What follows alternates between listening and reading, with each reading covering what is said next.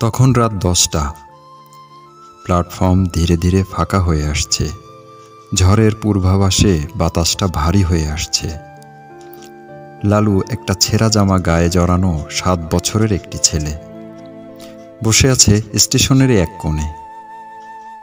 পাশে তার ছোট্ট একটা ব্যাগ, 2টা বিস্কুটের প্যাকেট, একটা খেলনার গাড়ি আর হাতে একটা চিঠি। চিঠিটা সে পড়তে পারে না, কিন্তু জানে এই চিঠিতে তার মা আছে। 2 দিন আগে মা তাকে স্টেশনে নামিয়ে দিয়ে বলেছিল, তুই এখানেই থাক, আমি ফিরে আসছি ঠিক এই ট্রেনে। কিন্তু মা আর আসেনি। শেষ ট্রেনটা প্ল্যাটফর্ম ছাড়ে। লালু তাকিয়ে থাকে চোখ ভরা আশা নিয়ে।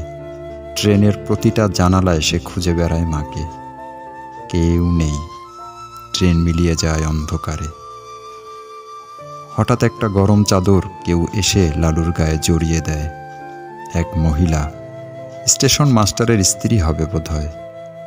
চোখে জল, কণ্ঠে মমতা। হঠাৎ করে বলে ওঠে, তুই এখন আমারই ছেলে, চল ঘরে যাই। লালু চুপচাপ তাকিয়ে থাকে। বুকের ভেতরটা কেমন ফাঁকা হয়ে আসে। তারপর ধীরে ধীরে উঠে দাঁড়ায়, চিঠিটা শক্ত করে ধরে। চিঠিতে কি লেখা আছে লালু সেটা জানে না, কিন্তু সে এটা জানে, মা ঠিকই ফেরত আসবে। কারণ মায়েরা কখনো প্রতিশ্রুতি ভাঙে না।